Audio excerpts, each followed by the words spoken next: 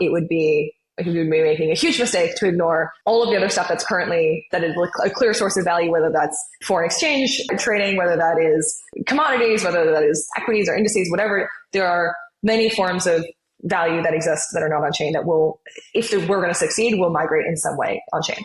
Greetings, everybody. Welcome to Flywheel, your number one source for everything crypto, DeFi, and all that is in between. If you want to know what's going on in the world on chain, well, you've come to the right place. This is DeFi Dave here with capital K, and we are here to help you harness the power of the flywheel.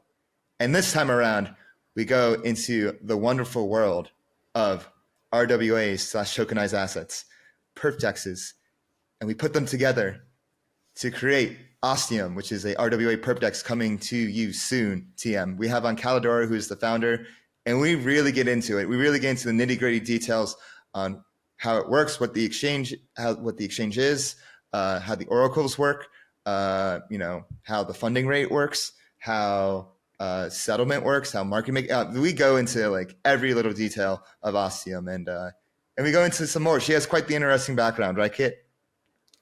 Perpification. That's it. One comment. Perpification. Yeah. Move out of the way, tokenization. Perpification is in the chat. Or like that mean like, silence tokenization. Perpification is speaking. Yes. Say that quickly 5 times. Perpification.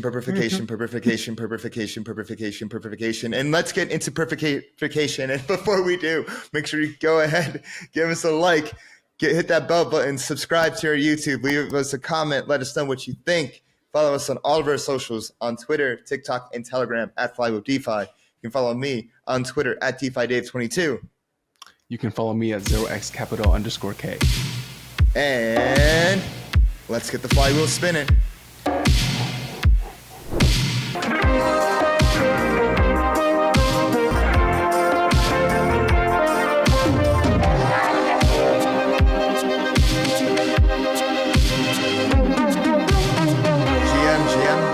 To Flywheel. I'm your host, DeFi Dave, here as always with capital K.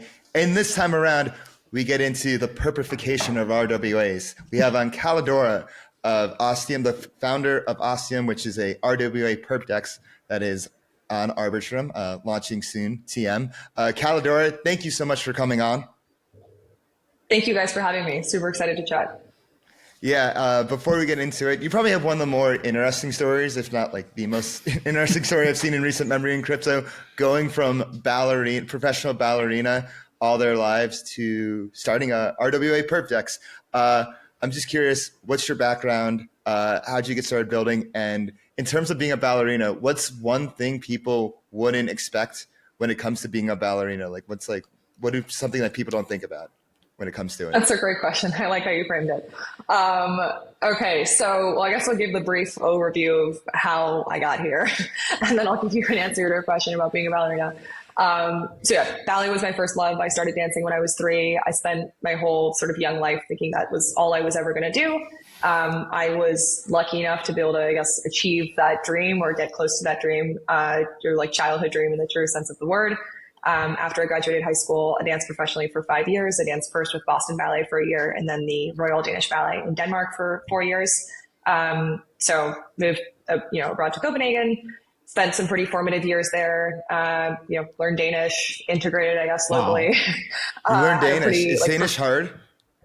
So I speak like 5 languages. So I didn't Danish was not insanely hard for me because I speak German. So it's not it is certainly quite distinct, but I think German is probably the language that, besides obviously Swedish and Norwegian, which are incredibly similar and I can mostly understand. Is Danish like German where you can create words and add things on to the end of words? Yeah. So it's a little bit less, there are fewer composite words in German. I love that in German you can just create, if you wanted to say carrot, apple, beet, pea soup, that becomes one word. Those are not separate words. So it just becomes a composite word. There's not as much of that in Danish. It's definitely more than in English, but the words are not nearly as long. The funny thing about Danish, and here I have to stop me at some point because I love talking about languages. It's my hobby obsession is linguistics and languages.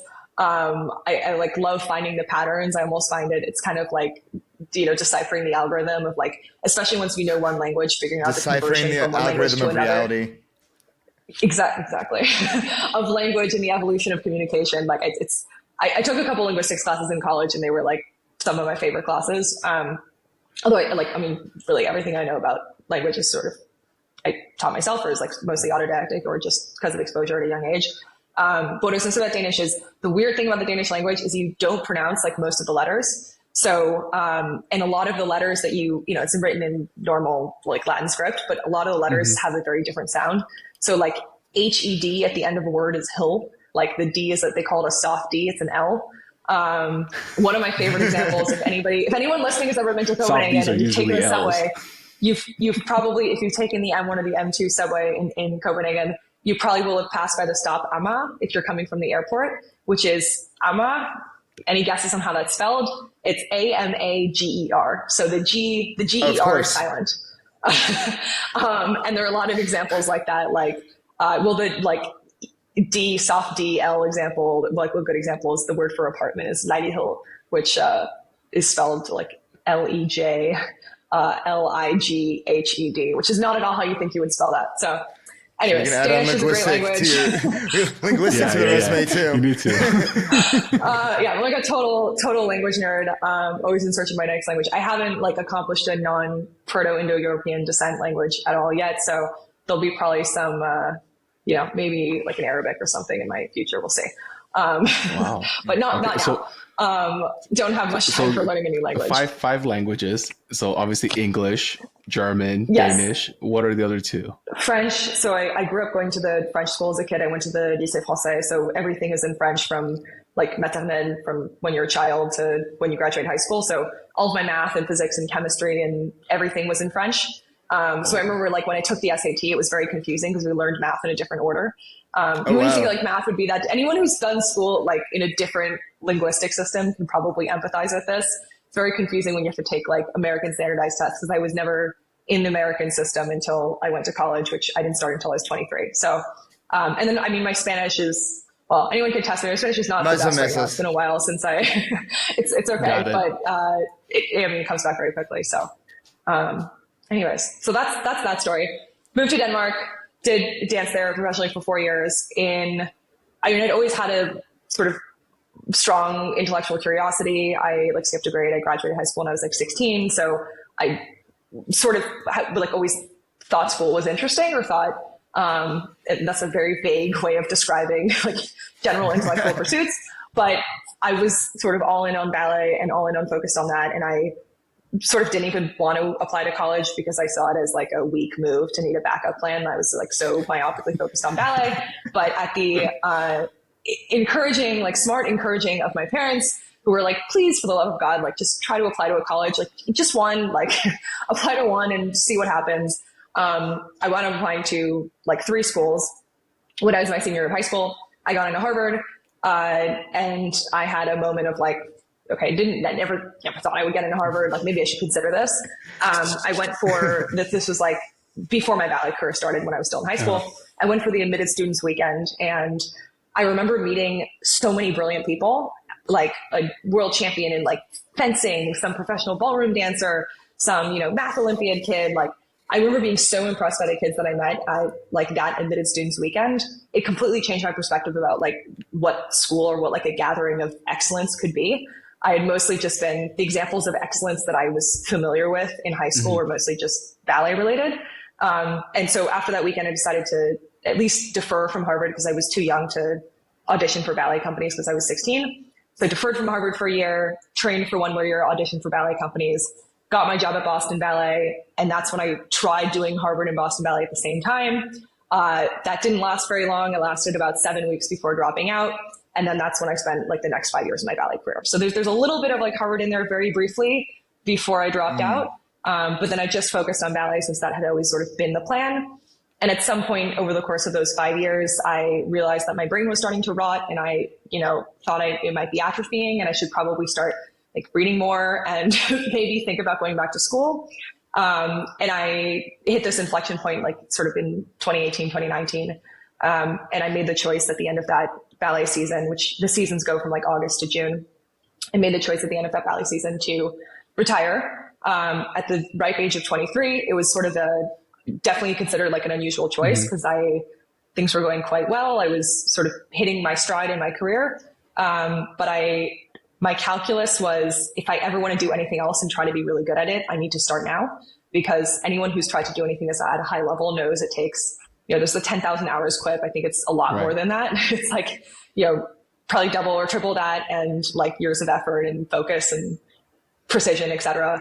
And I had effectively sort of like I saw it as like a branch tree, like a decision of, do I want to do this or some version of ballet for the rest of my life, choreograph, direct, whatever it is, or do I want to do something else?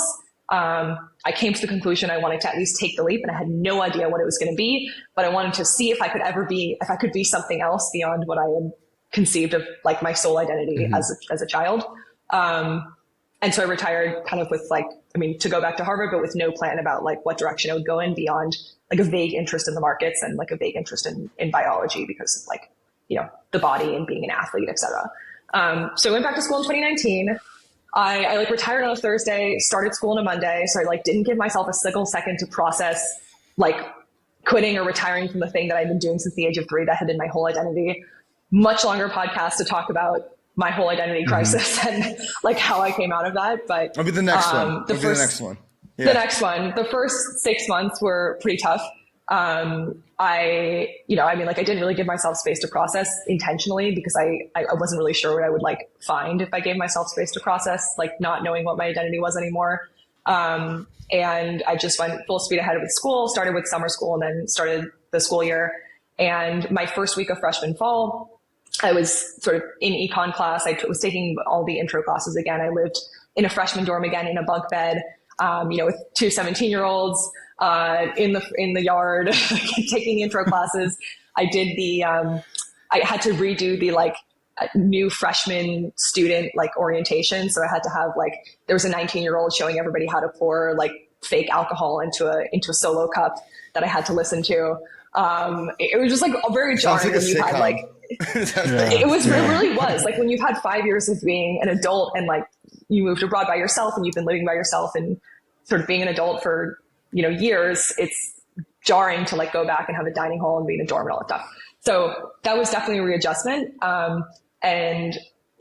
During that process, like the first week of school, I wound up meeting a very brilliant freshman named Marco, who now is my co-founder. He was 17 at the time. We were in econ class. Both of us were very loud and opinionated in that class and very excited about the topic for different reasons. I think like I was just elated to be learning again. And he was, I guess, elated to be continuing to learn perhaps. And he's like a sort of math and physics kid. He did math, physics, and like bio Olympiads when he was in high school. That's sort of what got him into Harvard. He's from Portugal originally, and a sort of a history of doing that, and had a latent interest in the markets that I guess he was starting to explore in college, or both were just starting. And that's the beginning. That's like the beginnings of Ostium, I guess, is like us meeting in that econ class and chatting. I think we stayed after the first class and talked for like 4 or 5 hours. For the first time we had a real conversation, we talked for that long. It was like in an exam review session that we had our first real conversation. And then both of us spent a couple of summers basically working at different hedge funds. I spent one summer working for a fund called Verdad doing equity research. I spent another summer working at Bridgewater under one of the CIOs doing research on inflation. He also spent a summer there doing research on commodities. And throughout this sort of whole process, slowly and then all at once, we like fell down the crypto rabbit hole. I remember that, the first thing about was Bitcoin, I guess, like everybody else. I honestly can't even, I think like the first time I heard about crypto was like through one of my former classmates. Shout out to her. If she ever hears this, she'll probably shout out her. know who she is. She was my original class. So before I dropped out, which is the 2018 class, she had done something almost everybody wanted to like banking or consulting. And she joined a early stage crypto startup, I guess, in the sort of like she did a summer during the 2017 wave at a company called Kaiko, the data company based in France. And she moved to Paris and from afar, having no understanding of the industry, she seemed like she had sort of speed run the like process of doing like having ownership in a way that everybody who'd kind of like gone down the standard like banking and consulting route had not. So I had this very vague sense of like, this seems like an industry that's moving very quickly and like seems ideologically aligned with my views as like relatively libertarian and whatever. And then during COVID, I guess used my stimulus check to buy Bitcoin. And then on Coinbase, then I started buying other stuff. And then Marco and I just like started trading together, playing around in DeFi, started reading white papers, putting money in all the wrong protocols, having zero understanding of what the underlying was doing. Wait, can you name names? What did you play around with? Oh, I mean, I talked about this with like the exit liquidity guys. We both like bonded over the fact that we had like been exit liquidity for people and like Anchor and Luna. I didn't put a ton of money in because I didn't have much to play around with, but that was a zero. And then I don't know, there were a couple about like Loop Ring at the top. I don't even know what the investment thesis was. I bought it at like paying your dues. We became so at some point it was like November 2020 or something. I think we were like, or 2021. We were like so reckless during this like that fall for some reason. We were just like buying. We were like daring each other to buy stupid. It was. That was also zero. Oh, you're not going to buy this. Yeah. So that we just sort of fell down the rabbit hole. I don't know how else to put it. Then after school, I was supposed to take my full-time role at Bridgewater, and he was supposed to continue with his senior year at school. And we very masochistically decided that we would like just take the leap without any like real sort of plan to try to build in crypto. We moved into a hacker house, or like organized a hacker house with some other kids from MIT and Harvard in Cambridge, and sort of were there for, I think we were like there for 9 months. And over the course of that period, we went from like sort of no plan idea to going through Alliance. The accelerator, definitely like the earliest stage company in the accelerator when we did it, to putting together a prototype, validating some of our like our theses on the market, and then raising a seed round. And then starting to hire a team. So that all of that happened over that period of time we were in the hacker house, which was very fruitful. And then, since then we've been building heads down and launched the V1, the first version of the testnet, alpha in November, went back to the drawing board and redid a lot of our infrastructure and launched the new version of the testnet, the beta in March. And then we just launched our mainnet vaults and the full system trading, all engines go, will be launching very, very soon. Maybe within the time frame of when this podcast is released, we'll see. Yeah. That's a very long story. This is like probably the longest intro I've ever given on a podcast. We love it. Honestly, it makes more sense when doing research for this. I noticed you like literally create words out of nowhere. Like one thing you said was in an interview was tokenization's overhyped, perpification is underhyped. Did I say that right? I can't. Perpification. That was my. Perpification. If you go far enough back in my tweets, there's one tweet that was like you need to be wordsmith maxing, like you need to be a modern Shakespeare, you need to be coining idioms, and like. Oh, that's what I do. I really believe. I really believe in that. I think you need to be wordsmith maxing. I subscribe to that. But yeah, that statement, tokenization overhyped, perpification underhyped. Can you go into it? Like, what did you mean by that? And like, what does it have to do with Ostium?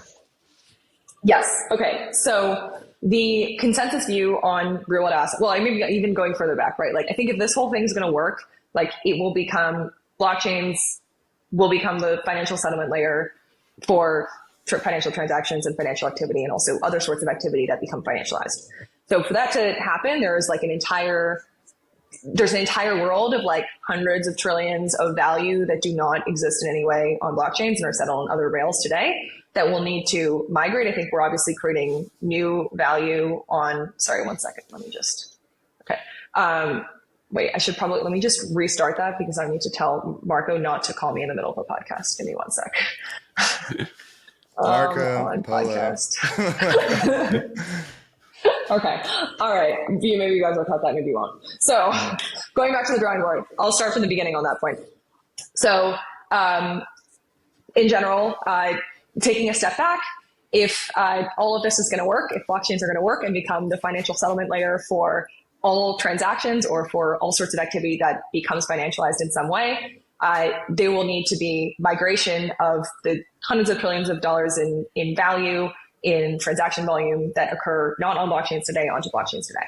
And part of that is creating like net new value. And I think that's mostly what we've done, which is creating this sort of like net from the ground up new ecosystem ourselves and new forms of value through tokens. But it would be making a huge mistake to ignore all of the other stuff that is a clear source of value, whether that's foreign exchange trading, whether that is commodities, whether that is equities or indices, whatever. There are many forms of value that exist that are not on chain that will, if we're going to succeed, will migrate in some way on chain.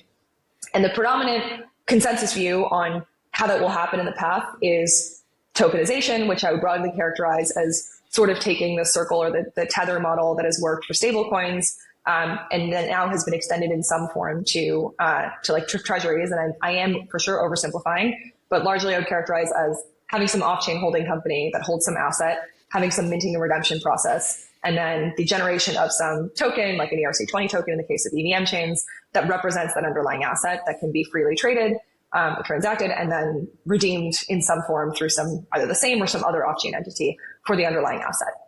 And so you get like proof of reserves and ensuring those things are actually fully backed. But like that is the whole, like that is the way that those assets will be onboarded. I think that makes a lot of sense, obviously, for stablecoins or for other assets where you either want, like you need to use the actual token version as like a means of exchange, which is obviously the case in stables, or as like a store of value. So if you want to sit on, a yield-bearing treasury, and have that accumulate, yield or whatever it is. But I would argue that actually for most other assets, at least given the current profile of users on chain and where we see the most activity and where we see product market fit, which is largely in exchanges and trading, and especially on the non-spot side in perpetuals, it makes a lot more sense. And you better, like for a few reasons, you like better service the needs, the sort of like needs of existing users on chain. It's more scalable, and you also can better leverage like crypto native primitives that like the space has developed if you do this through what I would call perp first approach. And this is where this little tongue-in-cheek term perpification comes in, which is my alternative term that I'm trying to make a thing. Maybe it'll be maybe like the Gretchen meme of like, stop trying to make fetch happen. Like it's never going to happen, but I believe perpification is going to happen. That like this sort of perp first approach is, for the reasons I just described, like more scalable, better suits the needs of users, and like better leverages crypto native primitives. And that's not to say that I don't think that there will be a tokenized form of gold or oil, or for gold that already exists. I think Pax Gold and others are an example. We recently wrote a piece on it if you want to share it in the show notes. But for oil, for many equities or indices or various FX pairs, actually mostly what people want to do is they want to punt on it. They want to bet on where it's going to go in the short term. They want to trade on it, and they don't need to sit on some tokenized version of it that is like necessarily composable, and they can go and put everywhere else in DeFi. And so we think actually of this like bootstrapping of the perps market first before the spot market exists on chain is sort of the way these assets will move on chain first, and it'll be complemented by a tokenized version, which then can be eventually used as collateral, for instance, for opening up, you could use Pax Gold to open a position on like a gold perp or something and extend that to any other asset. So that's sort of my vision. That's where I think things will go. That's how I think the first instance of copper or the Hang Seng Index or whatever, any of these other assets, like they will first exist on chain in a like a perpified form, not in a tokenized form. So for all the things to perpify, why RWAs, and what RWA assets are you most excited about? So I'll start by just saying, I think RWAs are, and many have pointed this out. I think Kyle from Multicoin was probably the most recent one who had a tweet that blew up about this, about how RWAs are a horrible term. I would agree. I just don't, I think it's like the worst. It's like that Churchill quote about democracy. It's like the worst thing except for all the others. Yeah, I just did a panel at ETC. When I met you at the last Sparn, I did one about RWAs, and I couldn't even get a sentence out. I literally said RWAs, and then like Mark Zeller just said like, I fucking hate this term. This is a horrible term. We should call it tokenized assets. And like for 5 minutes, if people are like, yeah, this is an awful term, blah, blah, blah. And like, it is an awful term. It is an awful term. I agree. Yeah, it also like means in traditional finance, when like non-crypto people see that, they think like risk-weighted assets. Like it doesn't mean real world assets. Also real world implies like it's not what we're doing. Crypto is like not real. So not my alternate proposal is I don't like tokenized assets either because it cuts out, perpified assets. Right. But I would say, yeah, like my sort of tongue-in-cheek proposal is like off-chain, on-chain, off-chain assets, OCOCA, which doesn't really have the same ring to it. OCOCA. OCOCA sounds cooler, but this is a linguist podcast now, guys. Yeah, this is a linguist. I told you I'm coining terms. I'm wordsmith maxing. Yeah, I don't know if that one's going to take off. I think It's worth a try. I'm not going to bet on that one. Yeah. Someone should open up like a polymarket bet for what will become the dominant term to describe non-digital assets coming on chain. Like non-digital assets What about coming just non-digital on assets? chain. NDA. I don't really like. Okay, you know what? I'm going to say maybe we're not going to do. I think that's not going to work. All right, I'm going to have to think of some more acronyms, but yeah, RWAs are canceled until we come up with a better one.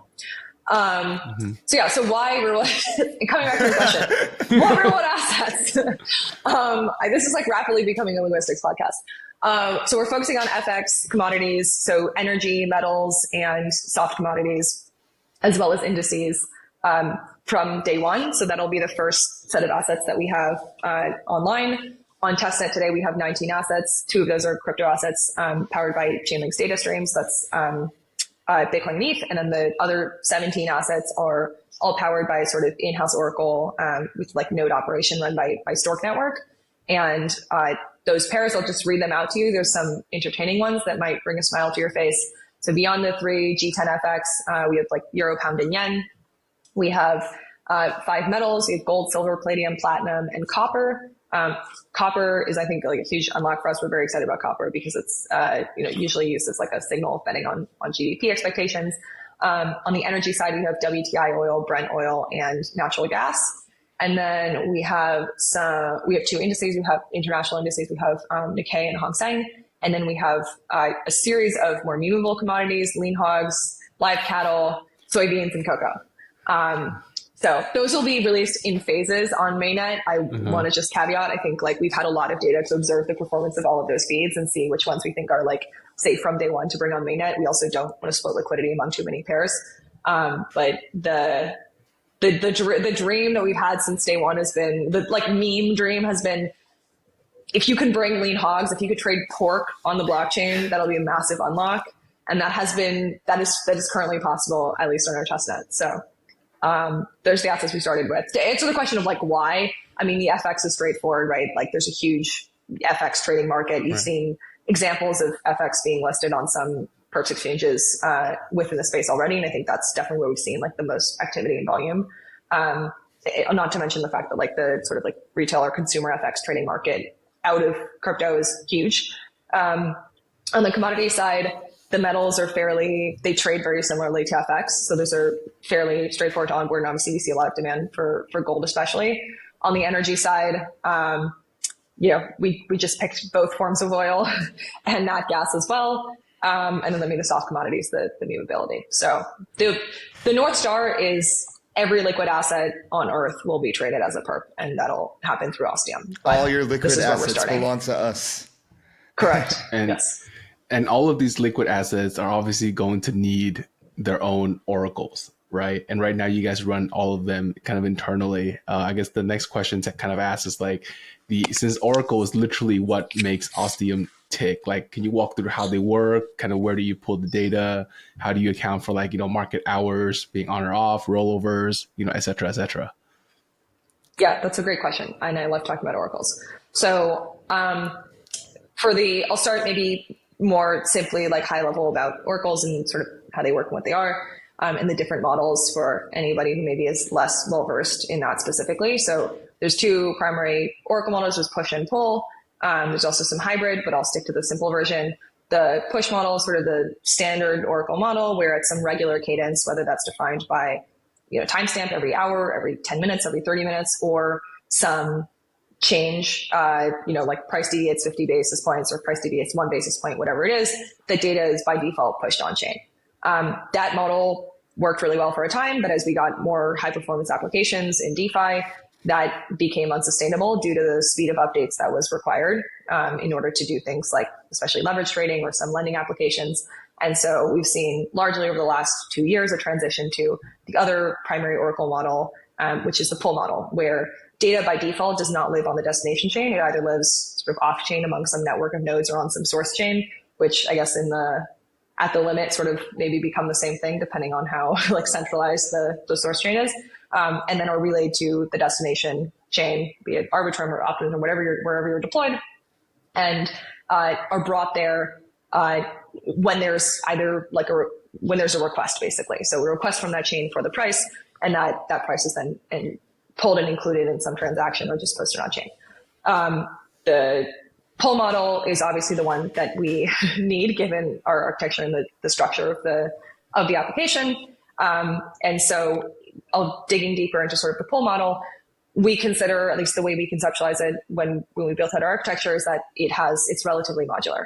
So there's different components and those components are modular. So the 5 core components, at least from our perspective, but we might sort of outline that differently, but at least for architecture are, so how do you source the data? Where does it come from? Is it from, the CME or something, or is it from, some third party? Is it from a market maker? Is it from, your own trades? Where are you getting the data? Is it from Yahoo Finance? Where's the data coming from? How do you aggregate it? Are you medianizing it? Are you averaging it? Are you, doing a median with outlier exclusion? How often do you calculate a price? Are you generating a price?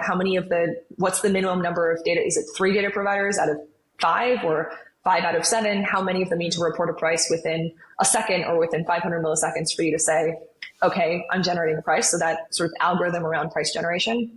Then there's assuming you're running all of this logic in parallel across nodes. And I recognize that that's not always the case for every Oracle. Some Oracles will have like 1 data provider per node.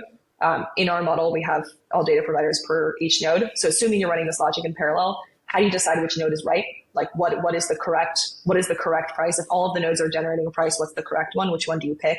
Or how do you average it? How do you aggregate across it? Then there is like, what is the final structure of the report that you emit? So what's included in that metadata? Does it include is it just a mid price? Is there a bid and an ask? Is there a market hours and what is in that? And then the last piece is, okay, once it gets on chain, how do you verify it? And when we looked at what are we good at? Where do we have an earned secret? And actually, not just where do we have an earned secret, but where do we need to do this ourselves because it does not exist anywhere? It was we need to sourcing the data, how you aggregate the data, and the structure of the price report. And we didn't have any, not to say that we don't have maybe things to add here, but I wouldn't say we're, necessarily going to be geniuses at exactly what is the right way to pick the right report from some set of nodes. There's also so much open source. So there's a lot of open source stuff to pull from to decide what that sort of consensus should look like, as well as the verify contract. So how does this all come together? So all of the core part is sourcing the data, finding new sources that don't have licensing constraints, that are also real time and reliable, that can source you data for the underlying market for gold or oil or whatever it is. The aggregation algorithm. So over what time period do you aggregate the data? How do you exclude outliers? This is super, super important when it comes to things like commodities or assets where there's some roll in the future, where maybe you're referencing some rolling front month. So what happens in the 10 days before expiry? How do you handle when half your data providers are referencing, the August contract and the other half are referencing the September contract? So how do you deal with that without having these jumps? And then the last part where we had a clear opinion was, okay, the structure of the price report. What should it include? Should it include market hours? Should it include which contract you're referencing and all of that? Bid and ask spreads, et cetera.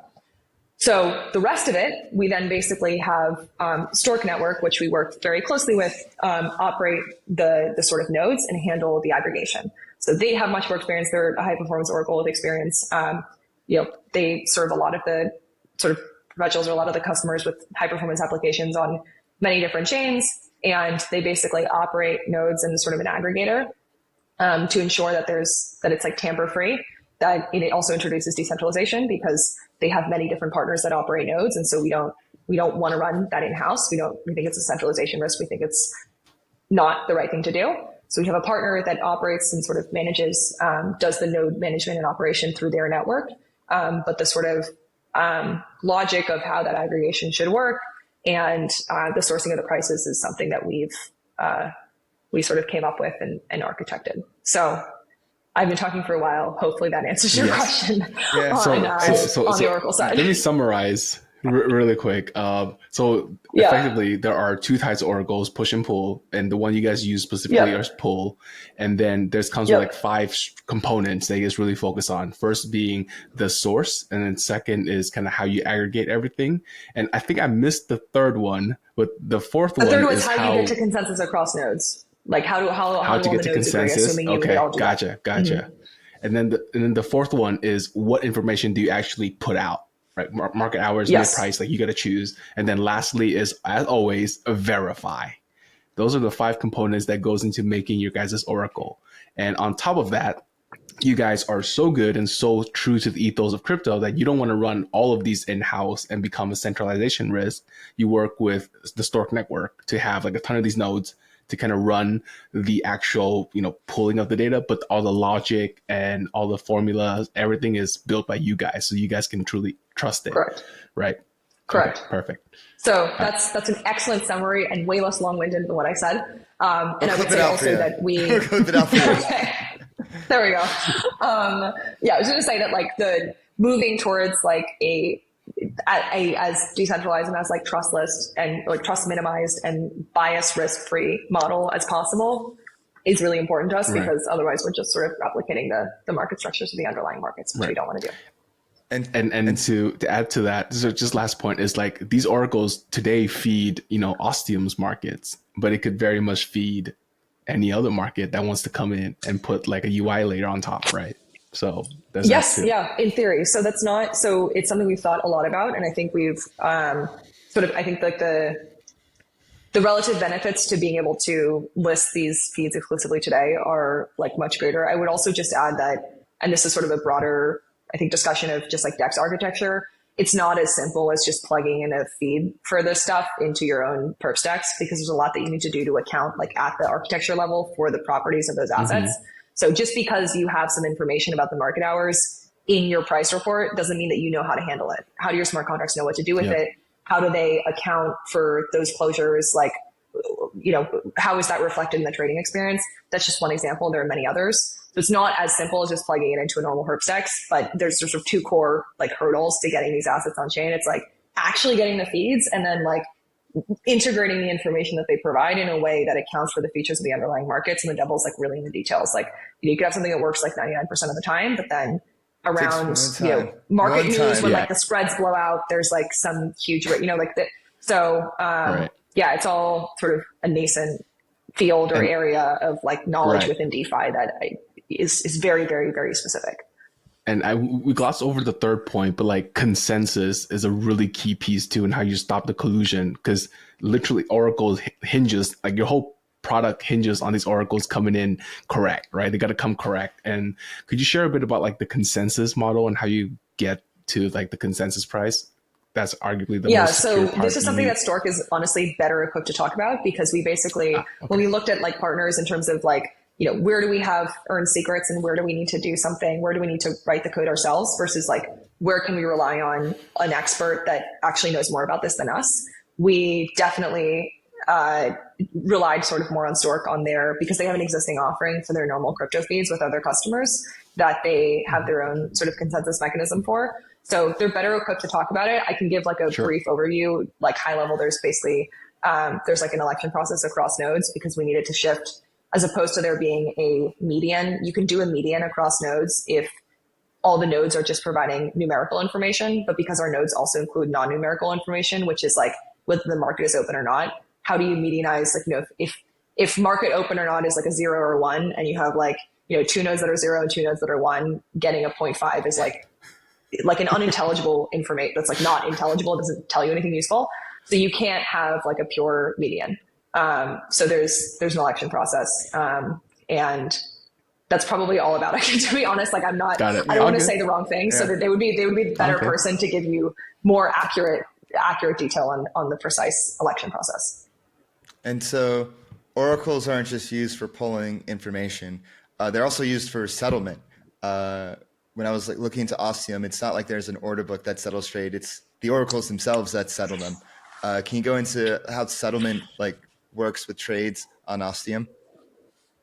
Yeah, so I'll maybe structure this more as a response around the structure of the pool and the overall like liquidity model. So, Yeah.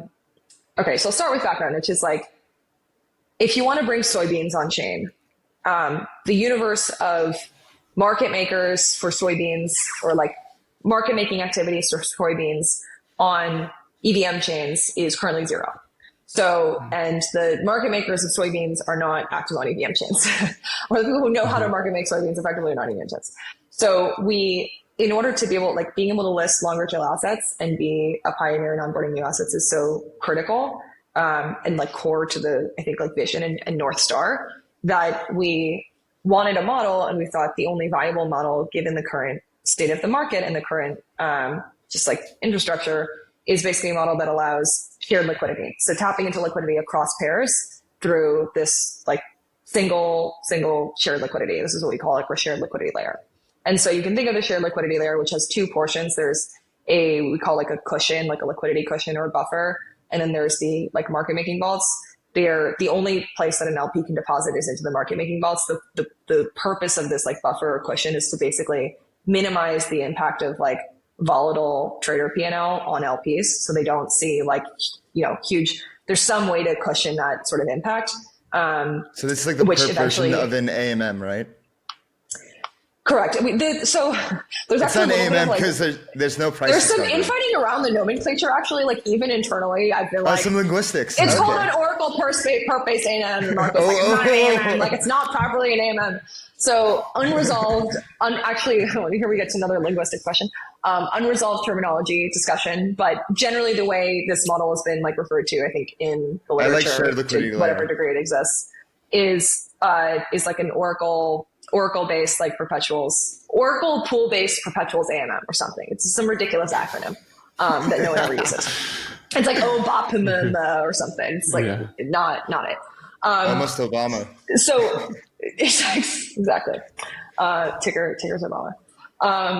But yeah, so that is the high level model, and the way the liquidity that supports the functioning of that system is what we call this like shared liquidity layer, which has those two portions that I described.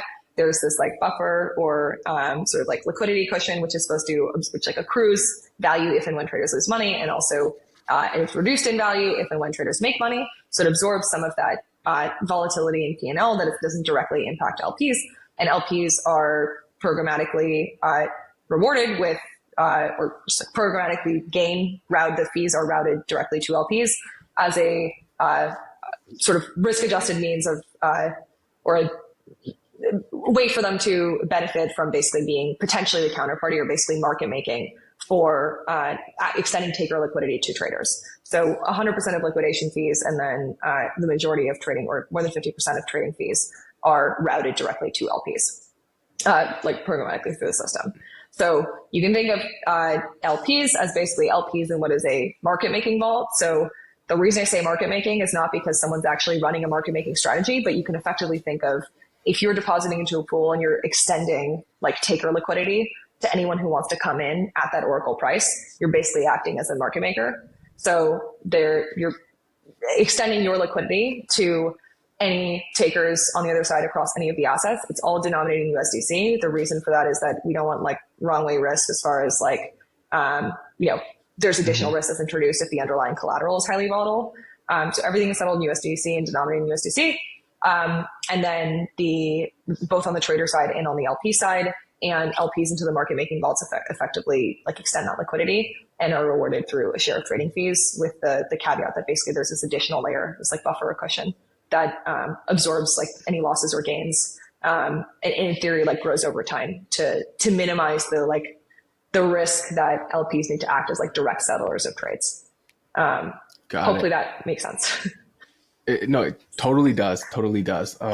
Just a clarification for me is, at time T0, does the liquidity buffer starts at just 0, or is there like initial, like you pull some from the market making vault to put into it first so that there's something there? Great question. Or does it start at 0? Great question. So at T0, it is not, the buffer is not full. So the purpose of the market making vault is twofold. So it is initially to act as that market maker. So as trading begins, it's like that sort of cold start problem of if and when before sort of the buffer begins to build up. The entire system works without the existence of as many capital in the cushion. The idea is that over time, it becomes increasingly attractive in the sense that that cushion grows in value and the relative like risk or the likelihood or frequency of like LPs directly settling trades goes down over time. But Understood. yeah, that's a correct interpretation. Okay. I think that's a very key point that, you just glossed over, and I want to emphasize and double click on that is as this buffer gets thicker and thicker and thicker, every subsequent LP dollars that come in is drastically reduced in risk because those dollars, like any loss, got to go through those dollars first before they hurt my dollar. So it acts as like this, perpetual liquidity vacuum as more people are gonna really want to keep on depositing. Like, and on the other side though, let's walk through like a journey. If can I I was an LP, can I say one thing? I just want to make sure please. We're 100% correct. So it's not that each additional LP is more safe than the last one. It's not that like the first LPs get wrecked before the other ones do. That would be a bad system. It's that there are simply, you can think of it, there's just basically two tranches. So there is the buffer or cushion, which as it grows over time, that risk to anybody who is an LP in the market making vault goes down, but it's equally socialized across any LP. It's not like if you LP'd, tomorrow versus someone who LP'd 10 days later, you have different risk if in 12 days there is some traders blow through for whatever reason, like the cushion or something. You're equally exposed. It's simply that over time, the buffer, then the probability that the buffer grows in value increases as there is additional trading. And so that acts as a buffer to LPs, but it's not that one LP is different than the other LP. Yeah, I get it. There's positive drift in the buffer. Yes. But I just want to click on this point though, because from my analysis of it, I still feel that the earlier LPs took on that initial risk because the buffer started at 0. So like it could have hit me like right away, but because I was in early, I was in at day 1, I was able to accrue this buffer. But Dave comes in at day 10. And now he gets the benefit of the buffer that I had worked so hard, or I had put my capital at risk to kind of earn that buffer. But Dave's going to get the same protection as I do. So this is a great point, and this is exactly why we have our current sort of system, which is through August 1st or through, and then there'll be various phases. But initially, there is beneficial conversion between USDC and OLP. So typically, if you were to deposit 100 USDC, and you would receive 100 LP tokens, the relative conversion is increased in the beginning to make up for this fact that there is no buffer in the beginning. And so right now, the current structure is that there's a 16% boost, which is prorated for a year. So if you were to deposit and lock for a year, you would get 116 OLP tokens. If you were to deposit for 6 months, you would get 108. And so that relative conversion rate is improved for those who are depositing in the beginning, and that will go down eventually towards 0 over time. So that is the way to make up for the fact that, yes, you are putting your capital at risk, but the relative distribution of trading fees and liquidation rewards that is distributed to all LPs is heavily skewed towards those who deposit early and lock their capital. Right, because of the 16% boost. Right, got it. Exactly. Understood. Great. It's kind of like I teed you up for that answer. Totally not. But yes. It was almost like I was like, I have the answer for you. It's a great question. I have the answer for you. Yeah. Awesome. All right, Dave, you want to hit the next one? The next one. So when it comes to just scaling an RWA perp decks like Ostium, what are the challenges and unresolved problems you face? Yeah, this is a great question. Man, I think the thing that keeps me up at night the most is the onboarding experience. Chow from Alliance, I think it was Chow or Imran. I should know which one. I should know who just posted this. It was the other night. Had a great post of I spent 10 minutes going through the on-ramping experience through different wallets through using 3 different on-ramping providers. And here's the average time it took me, and here is my conversion rate. And it's getting better, but it still sucks. And if you want any shot of onboarding users who are not using your wallet today, this needs to be seamless. What do you think of Infinex? Isn't there yet. I mean, I'm really excited to like test the product. I like deposited into it. I'm total, like total, like I totally follow all the, various campaigns. Like I've totally deposited, and I'm playing all the games that they are incredible at like roping people into playing. So, yeah, I deposited in the speed run. I'm doing a great run. They've done an incredible job on go-to-market that I can only say, like, bowing down to Kane and everyone who's been working on it. I think the vision is incredibly promising. I think definitely right now the existing user base of depositors is almost certainly all heavy DeFi users and probably not any normies, but that'll, I also hate that term generally, just normal people who don't have a wallet. But maybe they'll be the ones to unlock that and to change that. I think it's still unclear to me whether they want to be like they say they're the UX layer, whether like the go-to-market at some point will go after like some very specific application or some very specific use case for non-crypto people, like what exactly it is going to be that they're going to want to buy. Is it that like they're going to want to use Infinex to onboard to buy some yield-bearing asset that they can't, that's like they're going to want to buy soybeans better yield than what they get at their bank. Yeah, or it's I think it's like they spend like it's all around sort of this like layer and this like onboarding experience, like using passkeys and stuff. But the core, like what is the core product? Like what is the actual core product beyond like, I don't know, maybe savings or something that will attract people to use it? I still don't entirely know. And maybe that's like intentionally vague, or maybe I just need to like reread the documentation again. Maybe it's been updated. Yeah, I mean, they've done an incredible job in go-to-market. I totally believe in the vision. I just don't, the specific product that you would want to get your friend to use who doesn't use crypto is not clear to me. Like I don't know what. I mean, do you see normal people using just trying to be a product like Infinex anyway?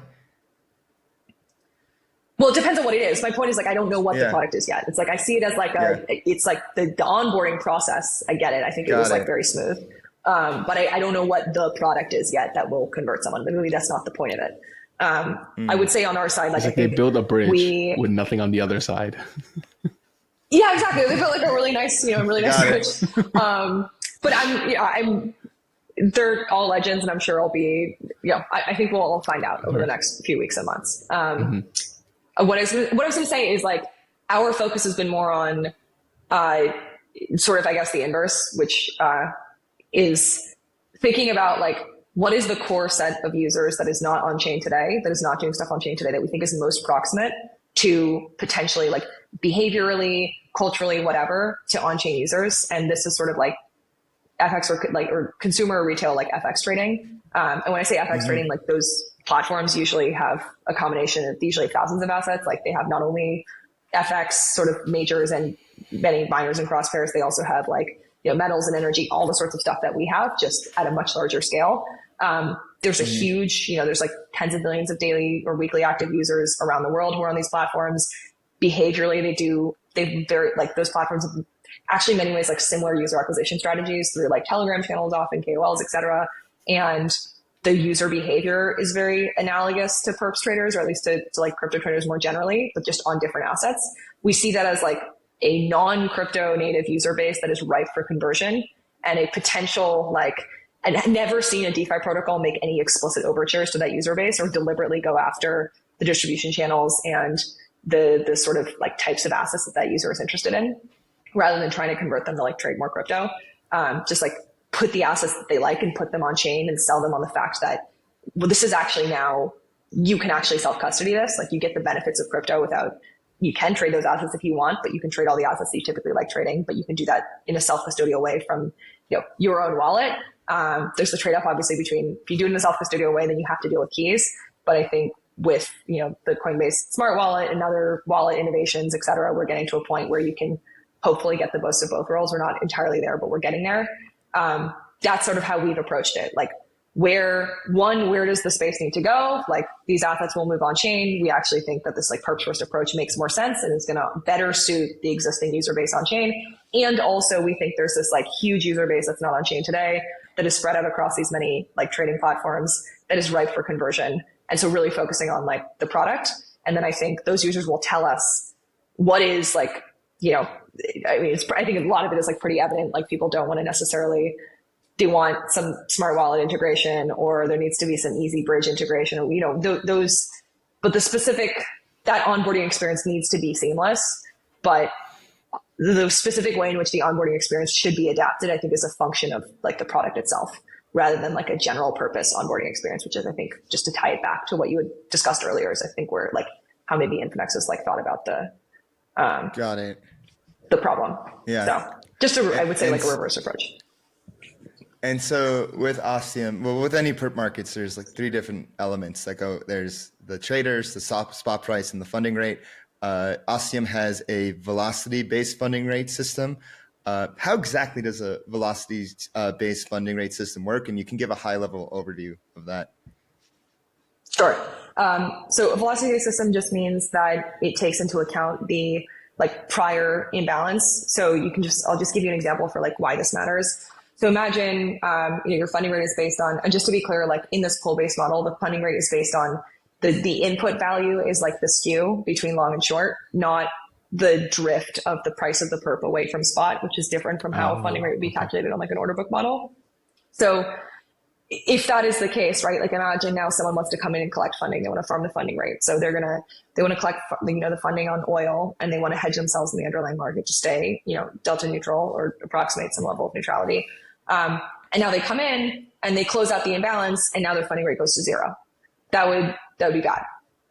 You want to account for the prior existing, if the imbalance existed for some period of time, you need to then account for the basically it's like an integral of the prior imbalance, so that you don't, otherwise you have this like adverse mechanism where you're incentivizing people to close some of the imbalance, but never to fully close it. Because if they fully close it, then it goes to 0.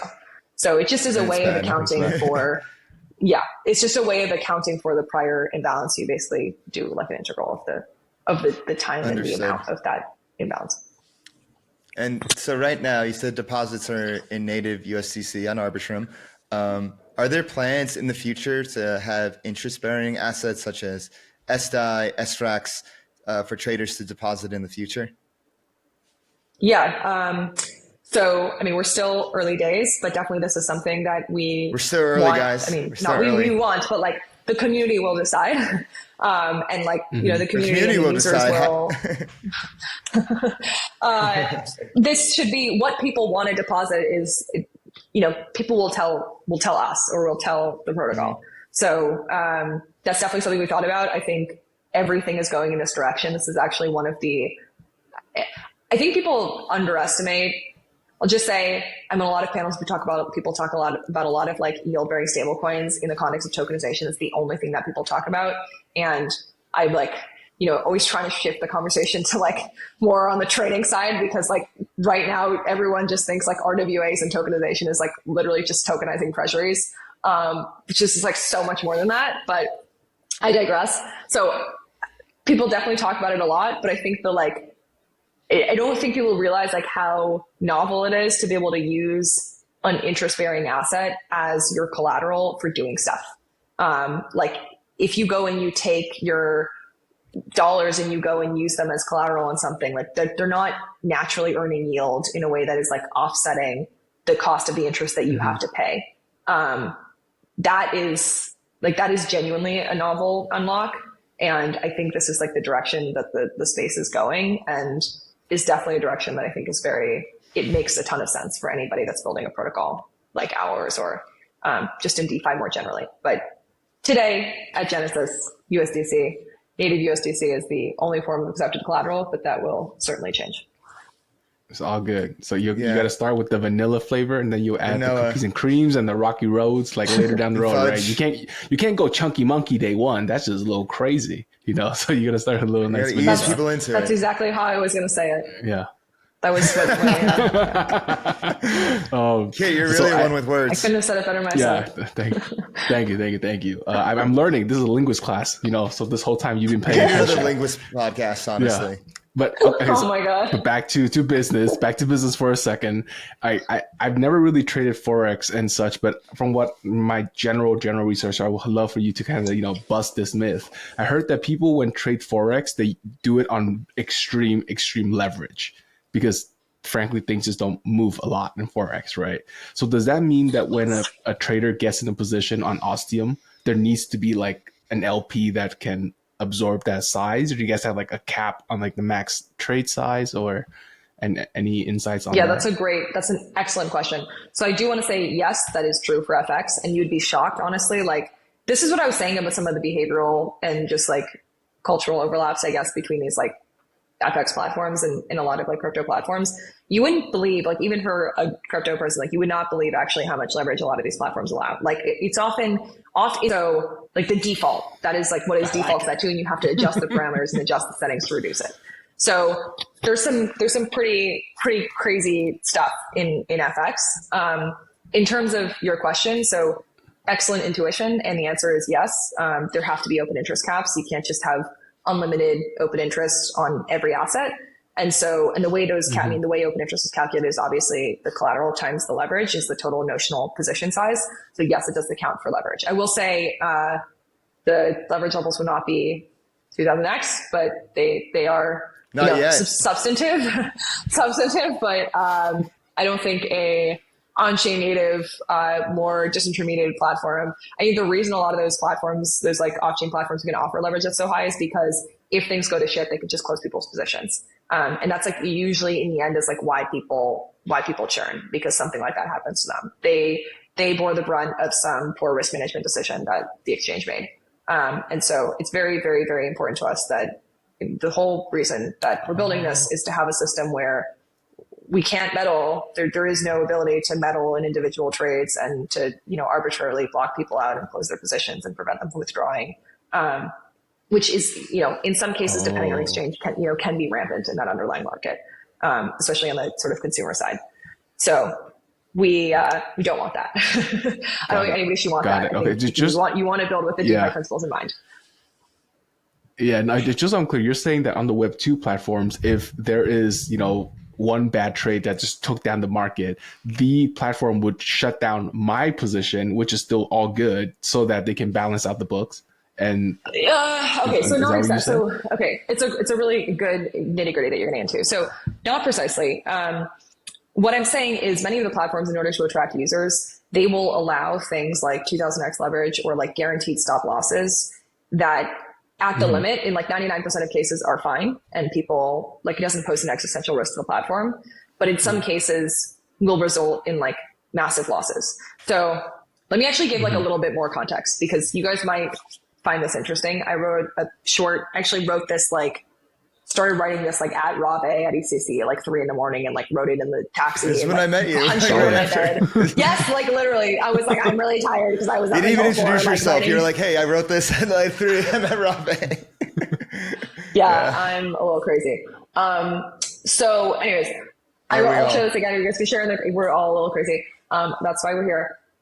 Asia, you can share this in the show notes. But what I sort of try to describe, and I'll maybe try to summarize here again, is that the fundamental structure of many of these like consumer trading platforms is that they are the counterparty to traders. So there's no incentive towards balance between long and short. There's no free floating price. You can think of it as a perp. It's like, how do I put this? It is literally a pool-based perp without a funding rate.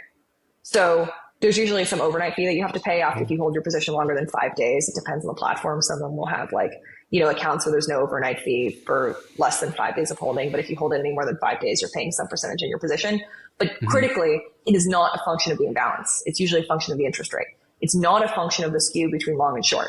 And so what that means is that when traders can come in, so the platform is basically acting, so the market making vault, going back to the whole Ostium, liquidity layer, right? The market making vault, where what LPs are extending that taker liquidity, and these traditional Web2 platforms, they are extending that liquidity from their own book, from their own balance sheet. And there is no natural incentive for someone else to come in and balance out the open interest, because there's nothing like a funding rate. And so people can take on effectively unlimited directional risk on gold or whatever. And then they have risk management systems where they have some algorithms, but a lot of it is shockingly manual. You'd be shocked at how manual it is. They're manually looking at the book and saying, oh shit, we're like really, really, really, really long gold right now. And like, this is probably not good and we might need to hedge ourselves. Or we're really long gold, and there's this like one guy who's like responsible for 50% of the open interest, and like maybe he knows something and this is sketchy, and we're going to auto deleverage him and close his position. And like that is well within their rights to do. Like they are allowed to do that, and they do that. Okay. And there's sort of two models for how they manage risk. There's like A book and B book. If you're an A book, you basically, in theory, you hedge everything. I'm going to be honest with you. Like in most cases, they're actually, they're not necessarily hedging every trade. They're not like, I got this like, 500K long position on gold, routing that directly to some liquidity provider. They're batching transactions, and that might be on an hourly basis or maybe minute basis. There's different levels of granularity depending on how much they're A booking things. And then there's B book, which is like pure our own balance sheet. We're just betting on traders losing money. And most of them are sort of some combination. There's like some hybrid. But what that means is that like, even if you're hybrid in any way, because there's no funding rate, this is like why I'm such a nerd about funding rates. Like funding rates are the 0 to 1 that makes this like weird sort of, bastard model of like this combination of this synthetic trading model from the traditional markets and this like, perp model, or this like concept of a perp that Shiller wrote about in the 80s, like makes this actually possible. Like the funding rate makes that possible because it creates an incentive for balance. And it effectively it makes possible a non-custodial model, because otherwise like there's an incentive for others to come in and balance out the system, and for anybody to come in and act as an LP, rather than some sophisticated platform acting in like a black box to try to manually manage risk with no external fee structure to incentivize that sort of balance. Got it. Yeah. I didn't remember the original question, but. No, I love that. Did perp markets exist before BitMEX? So they didn't, but people like usually don't know that, like, so BitMEX and like obviously Arthur, like, popularized and made perps a reality, but he didn't come up with the idea, not to, discredit him or anything. He made it real, and he created this entire market that we have today that dominates the space, and is like the real, in my opinion, like 0 to 1 primitive. But perps were first written about by Shiller in like the 1980s. So if you look up, Shiller, the economist, and look up perpetuals, and he'd conceived of this idea. A lot of I think something that I love about crypto, or just like love about DeFi that is so beautiful, is that a lot of these like libertarian or sort of like Austrian economist ideas about how you might be able to construct a market can be tested and experimented with in real time in this beautiful experimental ground where things, some things blow up and some things go very poorly and some people get hurt, but also there's incredible innovation in just new primitives. And it's so like, it is truly, I think it's like so beautiful. Like AMMs and like, writing Vitalik writing about an AMM and like a Reddit post and like in a blog post, and, Hayden and others like making that a reality is so cool, taking these like theoretical concepts about market structures. And perps are a great example. They were a theoretical concept that like Shiller had first written about, for how you might be able to construct like a non-expiring or like a never expiring future that was turned into a reality. So they have a long theoretical history, but a much shorter practical history. Interesting. Very cool. That's like a lot of cryptography papers too. They're like written about in the 70s, 80s, and they aren't put into practice until decades later. Yeah, I wish I'm less of like a pure, transparently like a markets nerd than I am a cryptography nerd, but definitely I think over time I'll spend more time digging into some of those papers and more in the direction that you alluded to. But yeah, there's a lot. It's very true. I think both on the markets and financial primitive side, and also the cryptography side, there's a lot of theoretical ideas that are only finally been like put into practice in the last 5 or so years. And now getting back to Ostium, what do you guys have on your roadmap? What should users look out for? And should users expect to be blessed with responsibility in overseeing the protocol in the future? Okay. No comment on the last question beyond, just having, we don't want to operate something as a centralized entity.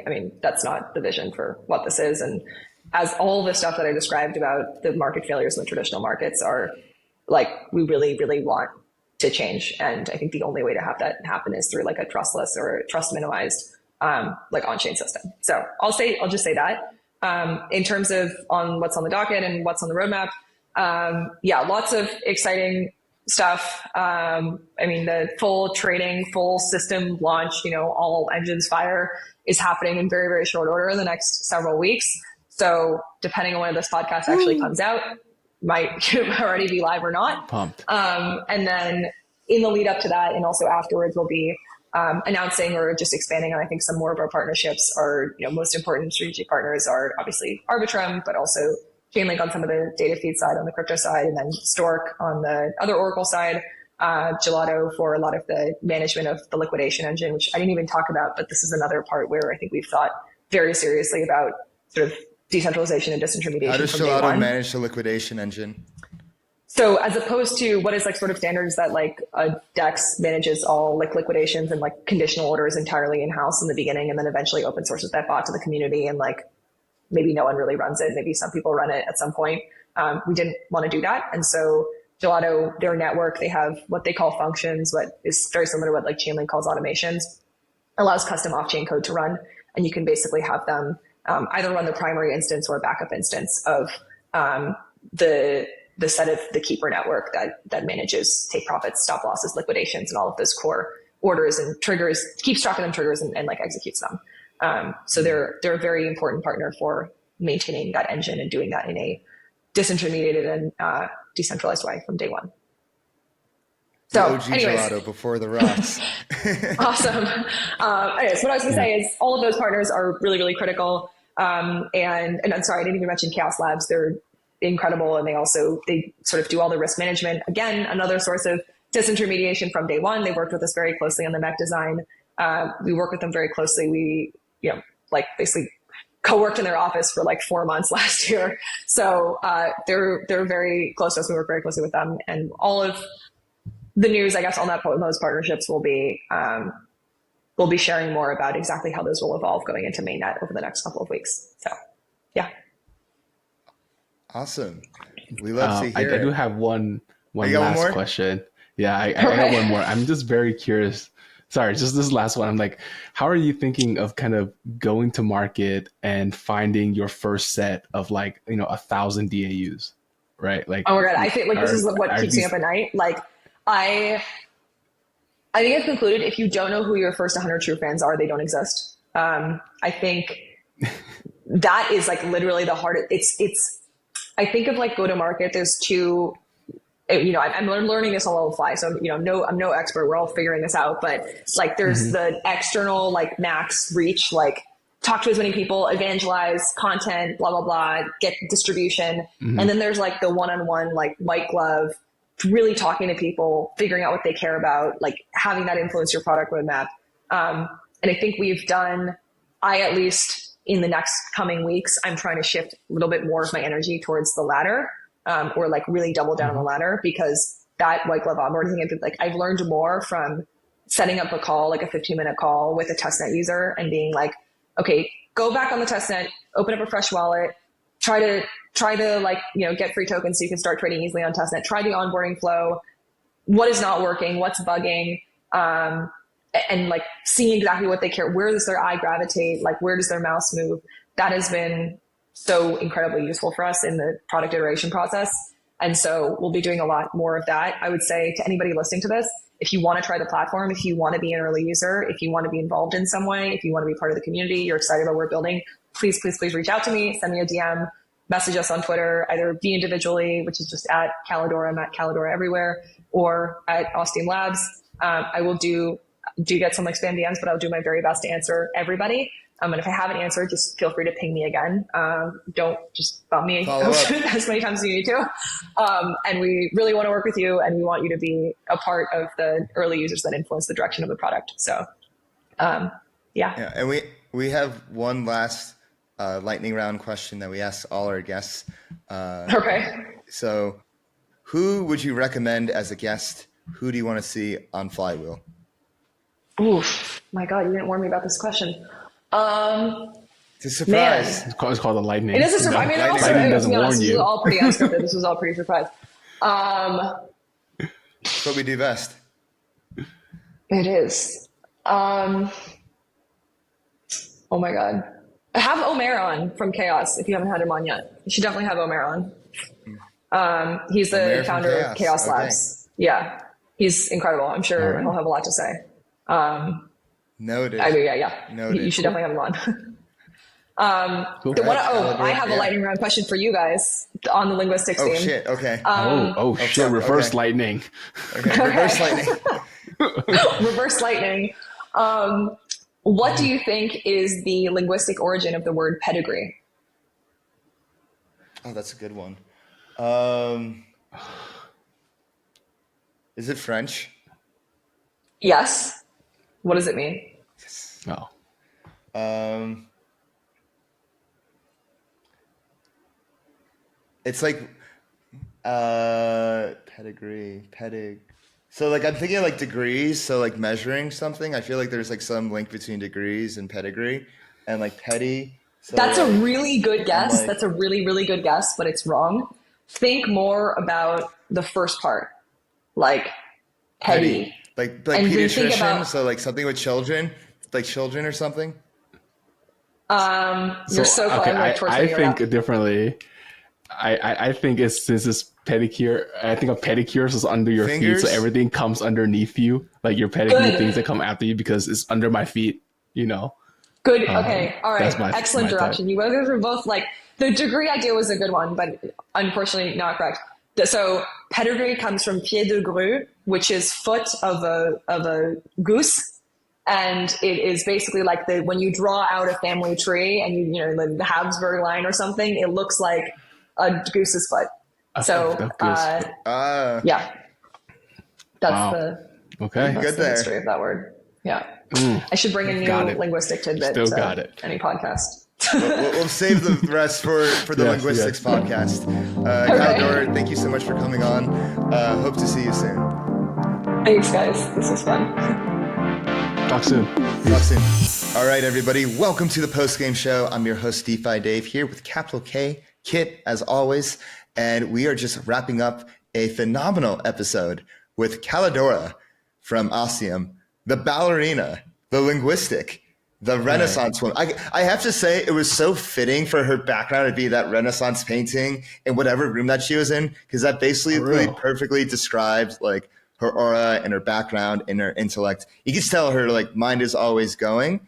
And it's funny, before this podcast, I had like a few people shout out Gabe from Show Researchers, like, yo, like, look at this. You better have this person on. And I'm just like, okay, like I'll keep an eye out. And then I met Kaledora during ECC in Brussels. And I'm just like, okay, like let's have her on. And she did not disappoint. I was really impressed. I was impressed when I was doing the research for this podcast. I thought it was interesting, like how interdisciplinary this whole thing is, like whether it's like it includes like perp dexes, RWAs, being on chain, like all that shit, all into one. And she just explained. We went deep in this one. This was definitely like an advanced podcast. Kit, what are your thoughts?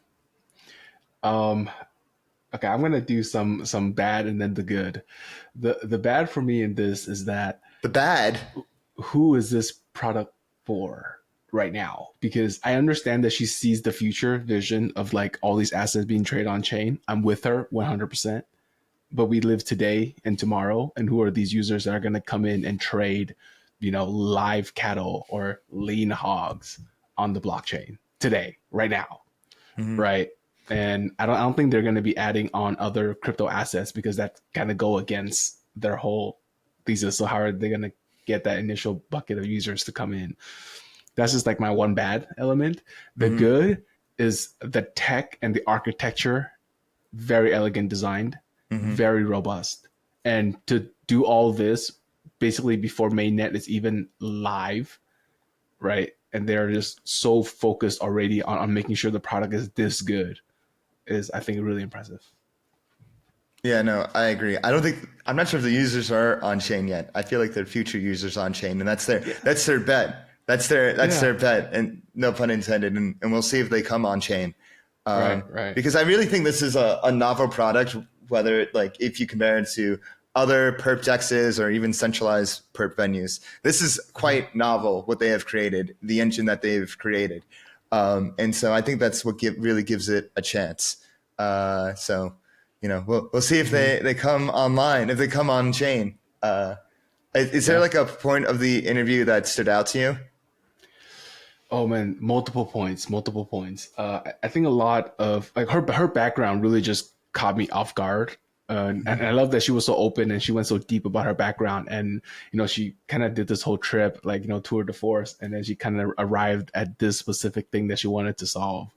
So I thought that was like a really cool story to hear from someone from such a, literally not finance, not tech, like so far removed from the usual cut of the cloth. Like I love seeing that. I love like a person like that can come here and thrive. I think She's so about cool. the grind, and I respect the fuck out of that. Like grinding, being a ballerina for 20 plus years, going back to college, sleeping in a dorm at 23. That's hard to. Then like living in a hacker house after that. Like Kaledora's built different. Right. Straight. Right. That's just simple. She's just built different. And so I expect big things coming in the future. And for all the big things on Flywheel, make sure you go ahead, hit that bell button, give us a like, subscribe right now, leave us a comment, let us know what you think. Follow us on all of our socials at Flywheel DeFi on Twitter, TikTok, and Telegram. You can follow me on Twitter at DeFiDave22. You can follow me at 0xcapital_K. And we'll see you next week. Peace. Everything said on this episode is not financial or tax advice. This channel is strictly for educational purposes and is not an investment advice or solicitation to buy or sell any assets or to make any financial decisions. This video is not tax advice whatsoever. Please talk to your accountant and do your own research.